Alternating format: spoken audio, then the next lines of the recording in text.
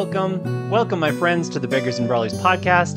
This is episode 37, recorded January the 17th of 2022, and today I am suffering from some book grief, and I will tell you about that. But the positive thing is, I have also come up with a guaranteed method to never read a bad book again. So it's time to find a bounce back.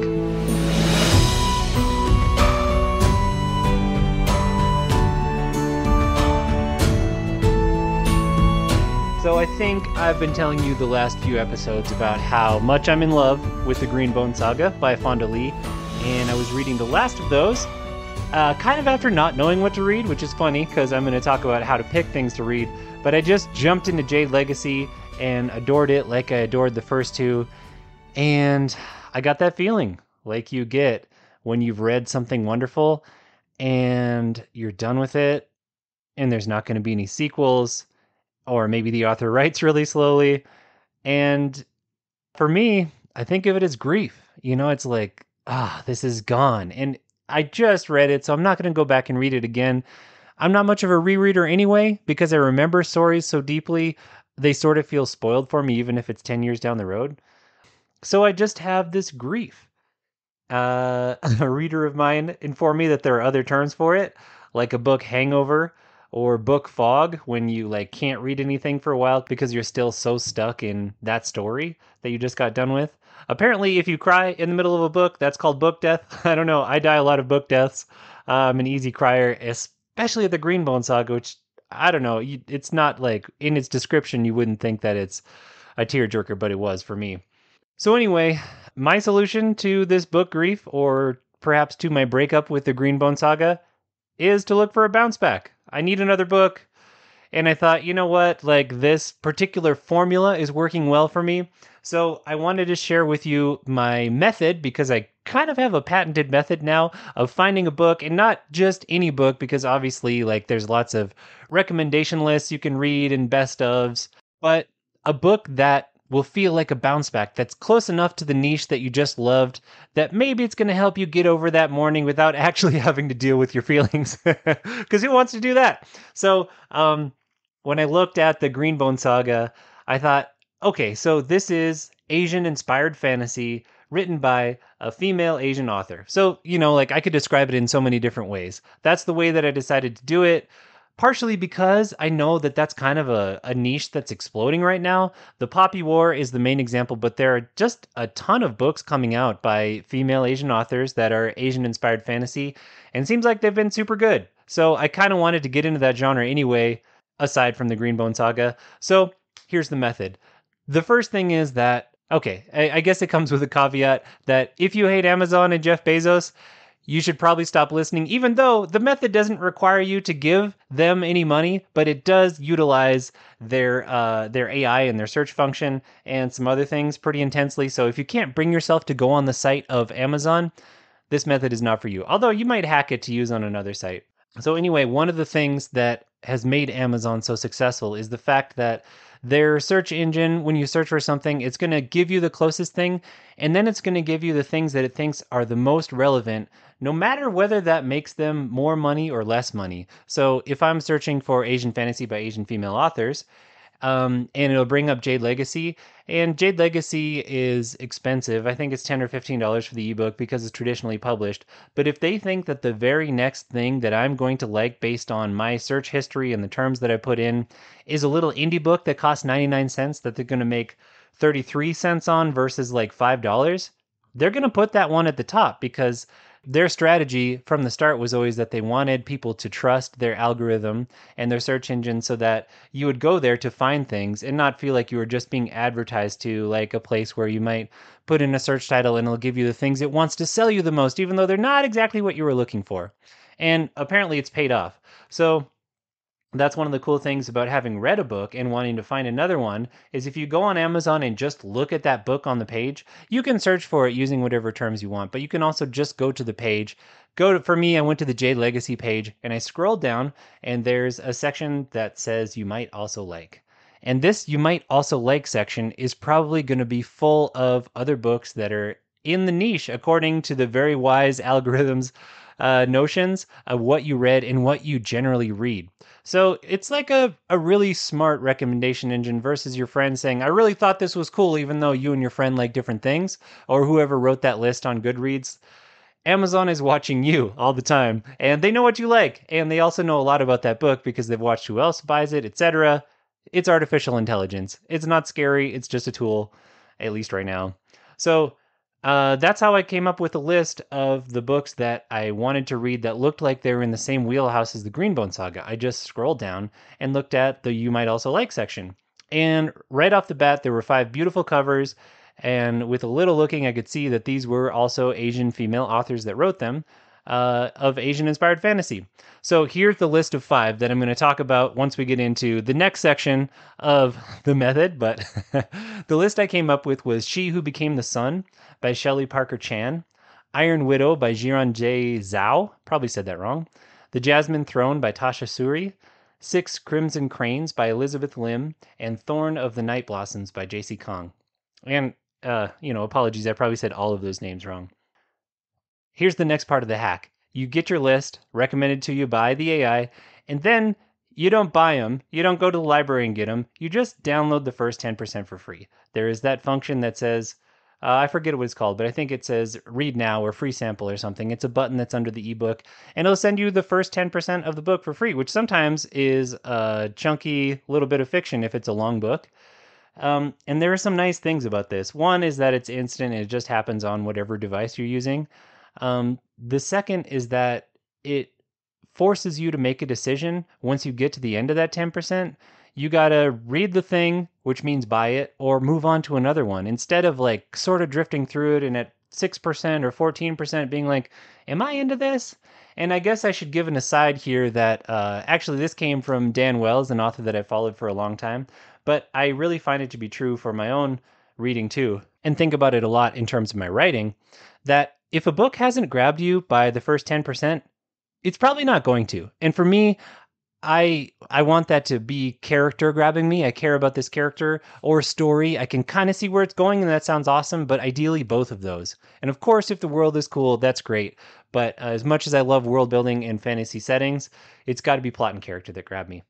So, you download the 10% of the books that you pick. I don't know. I feel like 5 is kind of the max. You might do 3. If you're ambitious, you can do more than that. But I start to get confused at what exactly each one was if I read them in succession. So I downloaded the first 10% of these books, and then I just read them. I read them until I knew it wasn't for me or until I hit that 10% mark, and then moved on to the next one. Even if I liked it, maybe there's going to be one better. The title of this episode, I think I haven't actually titled the podcast yet, I do that later, is How to Not Read Bad Books, or How to Always Read Great Books. And so if you stop with the first one or the first few, it's probably a good book, but what if there's a better one? I'm the person who, when you go to a restaurant over and over, I got to order different stuff, even though I love the peanut curry or whatever, because what if the green curry's better, or the panang, or the lob? I got to try them all. And then once I've tried basically all of them, I can be like, okay, yeah, the peanut curry was the best. Let me go back to it. So I'm like that with books too. And I, of course, being biased, recommend that you do the same. But anyways, for me, I got those 5 books and I read the first 10%. So what follows, if you're interested in this wheelhouse, might be interesting. If not, I'll keep it brief. But I just kind of collect my thoughts on those first 10% as I read them. So She Who Became the Sun by Shelly Parker Chan was very epic. It starts off with a really scrappy, starving female protagonist in some fantasy version of China who's starving and ends up having her family die, and she takes her brother's identity to get into this monastery with the sole desire of surviving because they have food at the monastery. And then the rest of the 10% is her like working her way up to education and prominence in this monastery. And I love that story. I love the academy setting story where like a scrappy protagonist who shouldn't even be there like impresses everyone and rises through the ranks and becomes whatever. Name of the Wind has a really good sequence like that. There are some other ones. Actually, the Poppy War has one like that. And I was really up for that story. Then in the last few percent, the book took a hard left turn, and I'm not going to spoil it if this sounds like a book that you'd like, but that setting goes away, and the character ages up a bunch, and all the side characters that we're coming to care about disappear, and there's new side characters, new point of view characters. And it sort of felt like I was starting to read a different book that had a different set of promises and expectations. And I felt betrayed, honestly, and didn't really feel like I knew what that book was going to be, even though I was 10% of the way into the book. So I put it down, and went on to the next one, which is Iron Widow by Jiron Zhao. And this book is nuts from the very beginning. I absolutely love it. It's like this. It's definitely China because there's a Great Wall, but they're using giant mecha on the other side of the wall to battle against these like alien machines that have come down that are trying to destroy humanity, I guess. And their machines are made out of the aliens. And there's this magic system where they're piloted by people who have magical abilities, always male because it's a very very misogynistic society in which women are like forced to break their feet so their feet stay small and they have no value. And these male pilots need female co-pilots. They call them concubines. She's very good at picking these like really creepy fantasy terms. To fly in the ships with them, and they use their magical ability. And too bad. Sometimes if the fight is bad, the concubine dies. But whatever, there's always more, kind of thing. So immediately you're like, I hate this society and I want it to change. And the main character feels the same way, which maybe isn't believable if you were actually raised in that society, but she does have a good personal reason for wanting at least to kill one of these pilots, and that's that her sister was purchased to be a concubine, and in the course of a battle, the pilot killed her. And this younger sister wants to get paired with that pilot so she can kill him back. And it's awesome. It's like, this is YA very much. It's not epic or slow the way that She Who Became the Sun was, but I love how it just grabs you, and the motivations are so big and strong. And yeah, in the first 10%, she gets really far towards that goal, and there's a couple big plot twists, and I was just totally into it. And the setting is not believable, and the society really isn't either. But I kind of don't care. I was really into it. It feels like a good bounce back kind of novel, and maybe one that would become a true love. But anyway, I read to my 10%, and staying true to my ideals, I moved on to the next one, The Jasmine Throne by Tasha Suri. And this book returned to being very adult fantasy, being very epic in setting and scope and point of view and pacing, which is the main one for me. I was really into some of the world building. This is India inspired versus China or Asia. And I like that because I haven't read as much of it. And the world felt very detailed, and the characters did too. But at the end of 10%, I kind of only had a vague idea where the story was going. I knew the two point of view characters were about to meet and that something would happen there. But neither of them really wanted anything, which kept me from being interested in their future because I didn't necessarily want anything with them or for them. And the story, like I said, I didn't really know where it was going because they didn't want anything. So I liked the characters, but I like wasn't invested in their story. So this one, while being really well written and beautiful, didn't really grab me in the way that Iron Widow really grabbed me. So I put it down after 10% and moved on to the next one, Six Crimson Cranes by Elizabeth Lim. And this is the only one that I didn't make it to 10% with. And that's not because it was a bad book. It started off super strong, with a strong character and a cool world. It's just written for a younger audience than I really enjoy reading. Like to me, it read almost middle grade. It was definitely a step down from Iron Widow's YA. And the world was just a little bit too shallow, and the characters were just a little bit too flat for me to love in a way that I think a younger reader would really be into. So no shade on the book. It's just not, I'm just not its intended audience. I didn't feel like, so I got to 6 or 7%. And I said, this is probably where it's going. This is how it's written, and it's not for me. And then the last one was Thorn of the Night Blossoms by J.C. Kong. And this comes with a little bit of a caveat that it is Asian inspired fantasy written by Asian author. And those initials don't tell you gender. I happen to know that J.C. Kong identifies as male, but I actually already had it in my library. I've always wanted to read it, so I included this in the list because it's close enough. And this one grabbed me for sure. It has a lot of, it has a cool setting. It's very like Japanese geisha plus spy assassin. The main character is all of those things, or a courtesan in training who is secretly a spy who's gathering information from the customers. And there's a whole network of them throughout this floating world pleasure palace or pleasure land or section of a town. It wasn't really clear from the book. And it starts off with like a murder mystery right away, and you're drawn into that as you're drawn into the characters' larger struggles. The characters want all kinds of things. They have relationships. The plot is fast. The setting is interesting. There was a lot to like about this book. And when I got to the end of 10%, I was like, what, like 30% of the way through the book, which is to say that I actually have the box set. I got it on a deal, and I realized that this first book of the series is very short, that I was already most of the way through it. So I thought, what the heck, I'm just going to read the rest of it. So that's the one that I ended up reading, and I'll admit that it's partially just because I, as an author, am curious about this format of writing a lot of really short books in a series. That's what I was going to try to do with Tidecaller Chronicles, and I just got sucked into each story plan that I made, and they are getting longer and longer as time goes on, and that seems pretty standard for a series, but I am still curious how JC Kong does it and how he pulls it off. So I read the whole thing, and it was very good. But going back and looking at the 5, the winner for me is definitely Iron Widow.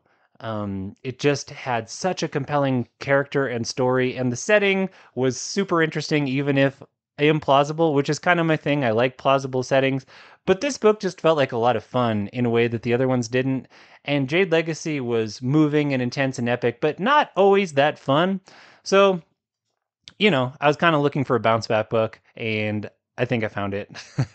So I'll tell you next time whether that was a good choice or not. I'm actually really interested in reading some of these other ones as well, but I kind of love my method too. So once I'm done with this one, maybe I'll do the method again and see what I come up with. Otherwise, I'd say I'm probably going to read the sequel to Thorn of the Night Blossoms, or maybe see where She Who Became the Sun goes. Yeah, I think those would be my next picks. But anyway, I hope that method is useful to you to look at the You Might Also Like recommendations, because they're probably going to be spot on. Download the samples, read all the samples, have your thoughts about them, and then pick one. And the other cool thing about this method, if it fails, and this is just kind of a cool thing about ebooks, but I actually didn't know it about Amazon, which is crazy because that's where I buy most of my ebooks, is that you can return them. So if you buy it and you get to 15% and then the plot takes a hard left turn and you're like, actually, this is not the book for me, it's hard to find, but you can click around enough to find a place to return that ebook within 7 days. So you're not even tied to it. Just, make sure that you get into that book and don't be the person who buys the ebook and then a year later is like, oh, I should read this. Anyways, I hope that method is useful to you. I'd love it if you tried it out and let me know how it goes. Or if you have some other very interesting way that you pick your books, I'm also all ears for that, because this is like the plague of my life as a reader is, what am I going to read next? Not for a lack of options, because there are always a ton of books, and being an author, there are a ton of books that my friends are writing and have written that I want to read just to like support them, and also to see what's new and cool and like what's the trend in the genre. And it's impossible to read all of them. I cannot do it. So I need some kind of external support system to help me make that decision. I'm also an indecisive person by nature, so there is that. Anyways, there's a link in the show notes to send me an email if you want to tell me how this method works for you, or if you have your own cool one. I always love to hear from listeners, and I need help in picking my books out. So I do not have a chapter of the Dragon Bard for you this week. I've just gotten really sucked into writing the end of Rebel of Riddle and Woe. The words are pouring out of me, and I can't pull my head out of that world to think about being in another one at the moment. So no Dragon Bard, but hopefully next week I'll have another chapter for you. I am excited to tell you that the anthology that I'm part of has a name, The Alchemy of Sorrow, and we're doing a Kickstarter for it, which is going to have a bunch of very cool benefits, including a beautiful and illustrated hardcover for the backers or Kickstarters or whatever you're called on that particular platform. But if you want to get on that early, the campaign doesn't start until February 1st, but you can follow it. So there's a link to that in the show notes as well. My story I'm very proud of, and I can vouch for the other stories in the anthology as being truly awesome. It's an anthology of grief and healing, and I feel like the other authors just nailed that concept. So I'm really excited for you to read it, even if it's just for me, but really you should be reading it for the other authors because some of those stories are amazing. So with that, I think I'm going to leave you to search for your next good read or to get back to your current good read if that's what you're doing. As always, I hope this podcast finds you well and in the company of good books. Till next time, my friends, read on. For more information on Levi Jacobs and his books, including the award-winning Tidecaller Chronicles, please visit www.levijacob.com. www.levijacobs.com. Or for a free audiobook, only available to podcast listeners, go to www.levijacobs.com/free. Thanks for listening, and read on.